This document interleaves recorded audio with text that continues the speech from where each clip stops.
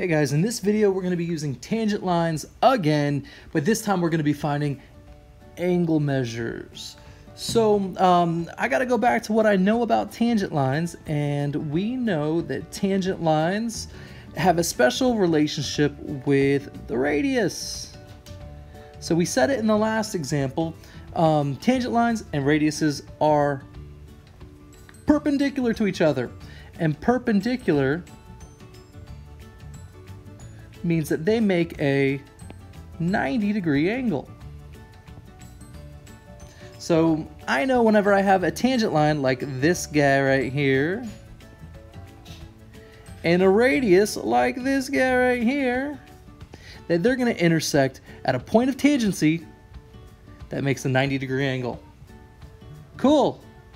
So I'm going to have to use that. And then on the other side, I see another tangent line and another radius, and guess what they do? They intersect at a point of tangency right here. It makes a 90-degree angle. So I know I've got two 90-degree angles in this figure, and I see a 43-degree angle, and I've got to find this missing angle down here. So I've got to use some of the old knowledge that I have about angles. And all of these angles end up being enclosed in a quadrilateral. Quadrilateral because it has 1, 2, 3, 4 sides. So all 4 of those angles are inside of a quadrilateral. And if you guys maybe remember that a quadrilateral's interior angles have a sum of 360 degrees. You might just remember it, or you might remember the handy dandy formula that we had that said any polygon with the number of sides n, subtract 2 and then multiply by 180, and that'll tell you its interior angles sum. So this guy has 4 sides because it's a quadrilateral. So multiply 4 minus 2, which is 2, multiply that by 180, and you get 360. So whether you just remember that a quadrilateral has a sum of 360, or if you remember the formula and you use the formula to come up with 360, either way, this quadrilateral has a sum of 360 degrees. Just like triangles have a sum of 180 degrees. And you could find out any other polygon by using that handy dandy n minus 2 times 180 formula. So anyway, that's not even what we're really doing here. We're looking for the this missing angle measure, but I first had to know that the quadrilateral had a sum of 360. Now in this particular quadrilateral, I see that I've got a 43-degree angle right up here. See the 43?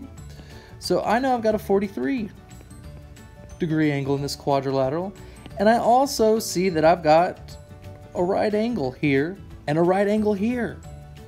So that's a 90 degrees and another 90 degrees. And then I have a question mark, which for right now I'm just going to call it X. So there's the 4 angles in my quadrilateral that should have a sum of 360 degrees. So let's use our algebra skills to combine like terms and solve to figure out what that X, that question mark is. So 90 plus 90 is 180 plus 43. Oh, don't have a calculator. I think it's 223 degrees. Equals 360. And not very good at subtraction. I don't have my calculator. Oh no. So 360 minus 223, I think it's 137. I hope that's right. I hope I didn't lie to you. Well, even if I told you the wrong answer, that's how you do it, okay? So we had to use what we knew about a tangent line and a radius. Check. So I knew that these were right angles. And then I also had to use some of my old knowledge about quadrilaterals and how they have a sum of 180 degrees. Well, their interior angles have a sum of 180 degrees. So I had to use those 2 bits of information and then my algebra skills down here, and I came up with that missing angle is 137 degrees.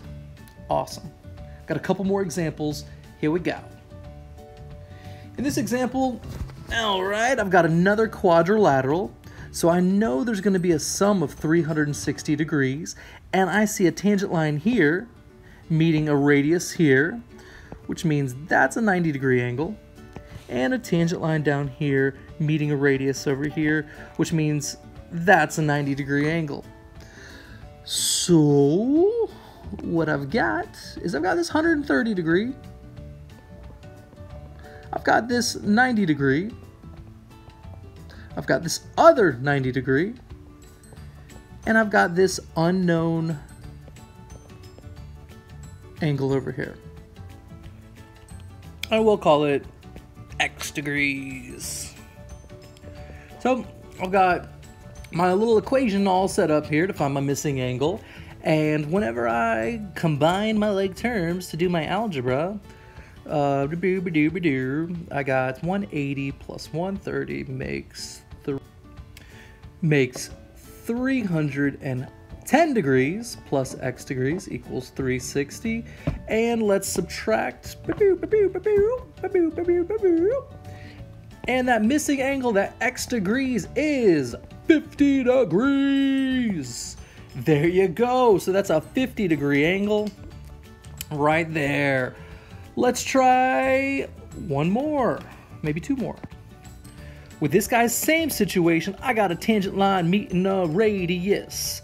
I got a tangent line meeting a radius. So that's two 90-degree angles. It is a quadrilateral, so there's a sum of 360. Yeah. I know I've got a 120. I know I've got a 90, and I know I've got another 90, and then the other is unknown. So I'll put an X there. Combine your like terms, because that's how we do algebra, and that's gonna be like 300 degrees plus x degrees equals 360, a little subtraction, and x is equal to 60 degrees. There it is, 60 degrees. Last one. Same situation. I got a tangent line meeting a radius at a right angle. Oh yeah. And another tangent line meeting a radius at another right angle. So, set up the equation. It's another quadrilateral, so it's going to have a sum of 360 degrees. One of the angles is 44. The other is 90, and the other is 90, and the other is, I don't know. So combine your like terms. What do we got? 180 plus 44 makes 224 degrees plus x degrees equals 360 degrees, and subtract, and we get x degrees is 136 degrees. So that angle right there is 136 degrees, and that's how we do it. So let's recap. Wow.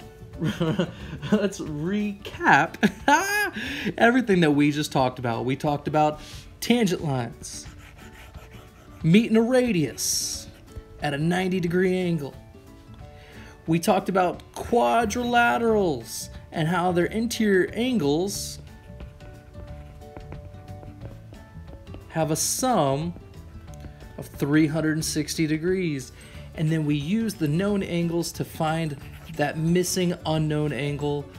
Awesome. I hope you learned something. Have a wonderful day. See ya.